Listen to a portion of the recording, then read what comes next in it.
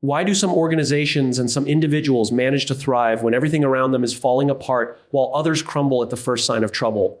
We live in a world that constantly demands our attention, our outrage, and our anxiety. We are told that to succeed, we must react to every text, every headline, and every shifting trend. But if you look closely at the leaders and the cultures that actually endure, you find they operate on a completely different premise. They don't try to control the chaos. They build a fortress within themselves.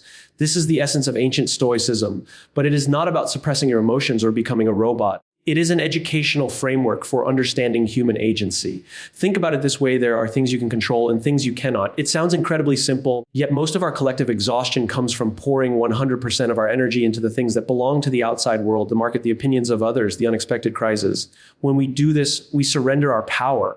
We give the world permission to decide whether we have a good day or a bad day. Imagine a lighthouse during a massive storm. The lighthouse doesn't try to stop the waves. It doesn't argue with the wind. It simply stands anchored to the bedrock, shining its light. The storm is inevitable, but the lighthouse's response to the storm is entirely within its own design. That is the Stoic fortress. It is the realization that between any external event and your internal response, there is a space. In that space lies your absolute freedom to choose. When we shift our focus from what is happening to me to how am I choosing to respond, everything changes. We stop being reactive and we start being intentional. We begin to see chaos not as a threat to our peace, but as a test of our clarity. The next time the world around you feels loud and chaotic, remember that your mind is the only territory you are fully responsible for governing. Protect that fortress, protect that inner clarity, because that is where true, unshakable strength comes from. 5 keynotes of the speech, the dichotomy of control. True peace and effectiveness come from ruthlessly separating what is within your power, your thoughts, actions, and responses from what is not, external events, outcomes, and other people's opinions. The power of the pause. Chaos only wins when we react instantly. By creating a conscious space between an external trigger and our internal response, we regain our agency and emotional control. The lighthouse analogy: we cannot minimize or prevent the chaos of the world. Our only responsibility is to remain deeply anchored in our principles so we can navigate through it. Shifting from reactive to intentional, true discipline is moving away from a state of constant defense against external circumstances and choosing to focus entirely on internal growth and self-mastery. Chaos is a testing ground. Difficult and unpredictable situations are not obstacles to our peace, but rather the exact classrooms required to practice and fortify our resilience. To truly understand how to remain unbothered in a world of constant chaos, we must dissect the very foundational bedrock of Stoic philosophy, a concept known as the dichotomy of control. At its core, this framework demands a ruthless, daily separation of reality into 2 distinct columns: the things that are completely up to us and the things that are not. It sounds like an incredibly simple distinction, yet a profound misinterpretation of this boundary is the exact root cause of almost all modern anxiety, burnout, and strategic failure. We spend an overwhelming majority of our finite emotional wealth and cognitive energy trying to manipulate, predict, and force outcomes that we do not own. We stress over the macroeconomic environment. We agonize over how our coworkers perceive our intentions. We worry about the sudden disruptions in our industries, and we become deeply frustrated by the behaviors of the people around us. In doing so, we are essentially attempting to build a house on shifting sand, completely forgetting that the only territory we actually have the authority to govern is the territory inside our own skulls. When we look at the mechanics of human frustration, it almost always stems from a mismatch between expectations and control. We mistakenly believe that if we just work harder, worry longer, or stress deeper, we can somehow guarantee a specific external outcome.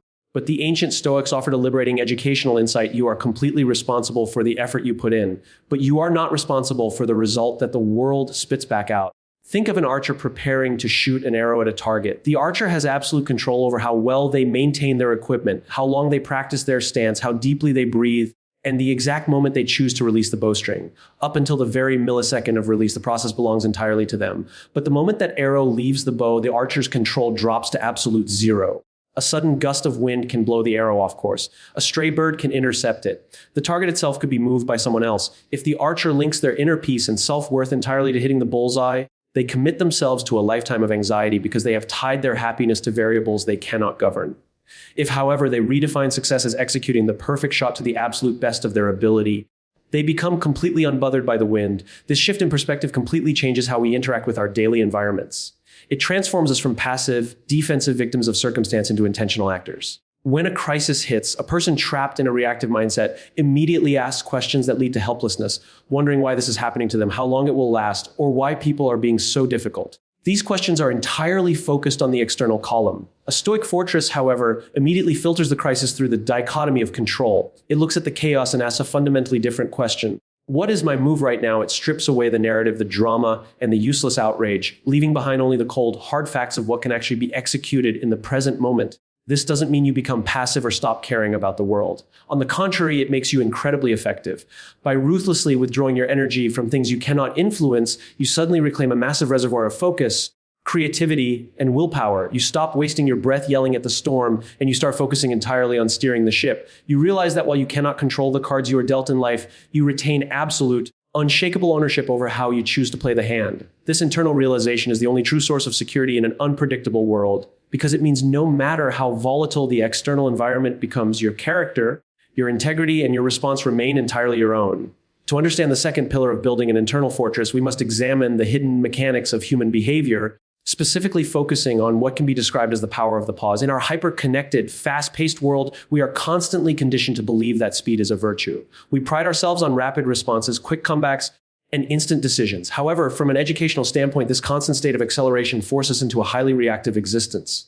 When a crisis occurs, an email arrives, or an unexpected obstacle disrupts our day, our survival instincts tempt us to react immediately. This immediate, unfiltered reaction is rarely guided by wisdom or logic. Instead, it is driven by fear, anger, or defensiveness.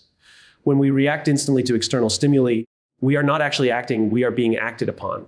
We allow the external trigger to dictate our emotional state, effectively surrendering our agency to whatever chaotic event just occurred. The power of the pause is the deliberate, disciplined practice of interrupting this automatic cycle, creating a vital buffer zone between the moment a stimulus occurs and the moment we choose our response. This concept relies heavily on understanding that external events themselves do not possess the inherent power to upset us. A delayed flight, a harsh criticism, or a sudden market shift is merely an objective fact happening in the physical world. It carries no emotional weight until it passes through the filter of our own interpretation. When we fail to pause, the stimulus bypasses our rational mind entirely, triggering an instant emotional explosion. But when we train ourselves to step back, even for just a few seconds, we change the entire dynamic. In that brief window of silence, we strip the event of its power to harm our peace of mind. We look at the situation objectively, separating the raw data of what actually happened from the catastrophic story our anxious minds want to invent about it. The pause allows us to ask a crucial, stabilizing question: is my immediate emotional reaction going to improve the situation, or is it simply going to add to the chaos? By forcing ourselves to wait, we transition from an emotional state of defense to a rational state of strategy. Cultivating this space requires a high degree of self-awareness and emotional literacy. It demands that we become observers of our own internal weather patterns. When a provocative event happens, you will feel the physical surge of adrenaline, the tightening in your chest, or the urge to lash out. The secret of the Stoic fortress is not pretending these physical sensations do not exist. It is choosing not to obey them. You acknowledge the surge of emotion, but instead of letting it drive your speech or actions, you use the pause to let the chemical wave break and recede. Think of it like a chess player facing an unexpected, aggressive move from an opponent. A novice player might panic and move a piece immediately out of fear, often ruining their entire position. A grandmaster, however, sits back, breathes, takes in the entire board, and evaluates the new reality without panic. The grandmaster uses the pause to turn an opponent's chaotic aggression into an opportunity for a calculated, superior response. Ultimately, mastering the pause is how we claim true psychological freedom. A person who cannot control their responses is essentially a puppet, easily manipulated by whatever strings the world decides to pull. If a simple insult or an inconvenient delay can ruin your entire afternoon, then your happiness is entirely at the mercy of strangers and accidental circumstances. By introducing a conscious delay into your daily life, you cut those strings. You reclaim the absolute right to decide how an event will affect you.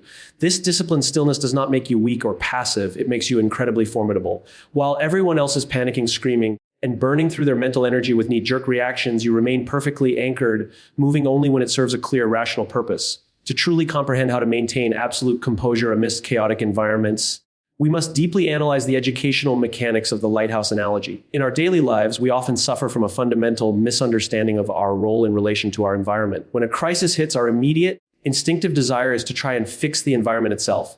We want to calm the waters, we want to silence the critics, and we want to flatten the obstacles ahead of us. We exhaust our mental, emotional, and physical reserves trying to force the external world into a state of predictable tranquility.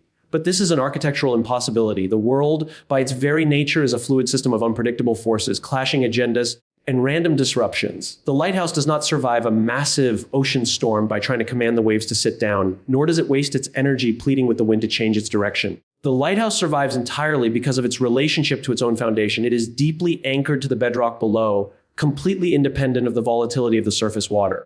Its only objective is to remain structurally intact and keep its light burning brightly through the darkness. When we apply this educational framework to human performance and leadership, it completely redefines how we view resilience.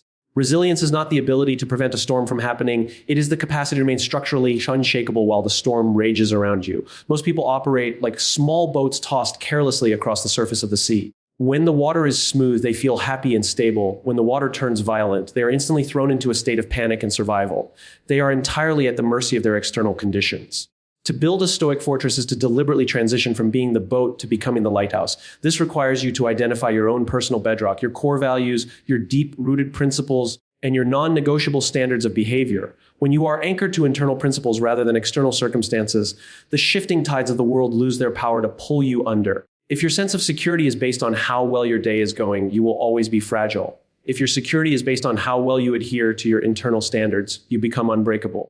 Operating as a lighthouse also changes how you impact the people around you. In moments of collective panic, human beings naturally look for a point of stability. If an entire organization or family is caught in a tempest of anxiety, adding your own panic to the mix only increases the collective danger. When you choose to stand firm, calmly executing your duties and maintaining your inner clarity, you provide a critical point of navigation for everyone else. Your stillness becomes a psychological anchor for those who are struggling to find their own footing. This requires a profound shift in focus away from the scale of the problem and entirely toward the quality of your character. You stop asking how big the waves are going to get because you realize that information changes nothing about your immediate duty. Instead, you focus entirely on making sure your internal structure is sound, your judgments are rational, and your integrity remains uncompromised. Ultimately, this educational insight teaches us that the chaos of the world is not an indictment of our safety, but rather the natural state of the universe. Expecting life to be free of difficulty is like expecting the ocean to be free of waves. It is an irrational expectation that only leads to resentment and despair.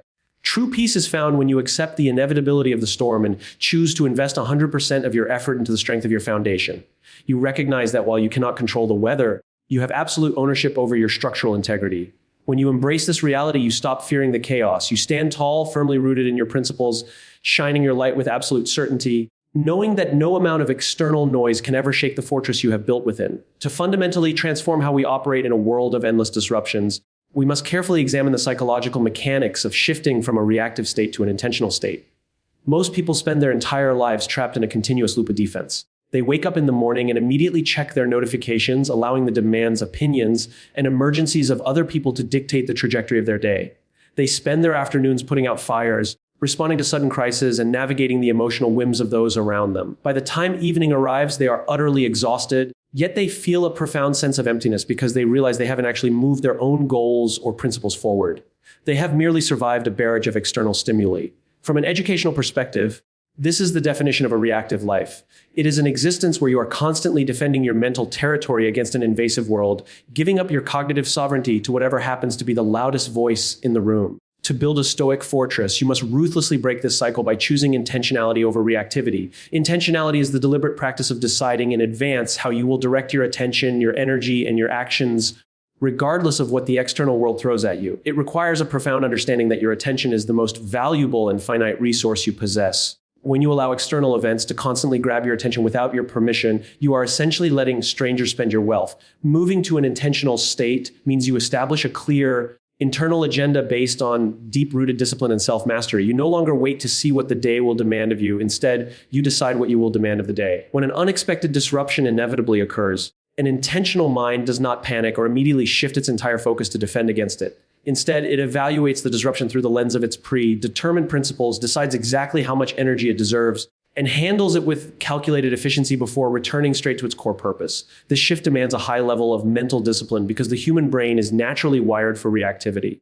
Our evolutionary instincts are designed to look for threats, anomalies, and sudden changes in our environment. In the past, this kept us alive. Today, in a hyper-connected world of constant media and instant communication, it keeps us perpetually anxious and distracted. Overcoming this instinct requires an educational retraining of our daily habits. It means creating strict boundaries around your mental space. It means choosing to focus deeply on one critical task instead of fracturing your mind across a dozen superficial distractions. It means understanding that saying no to the endless, minor demands of the world is the only way you can say a powerful, meaningful yes to the things that actually matter. True discipline is not about forcing yourself to endure discomfort. It is about protecting your focus so fiercely that the chaotic noise of the world simply fades into the background. When you master this internal shift, the nature of your power changes completely.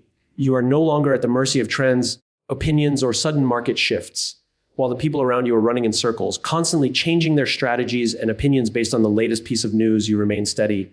Your progress becomes compounding and consistent because it is driven by an internal engine, not by external winds.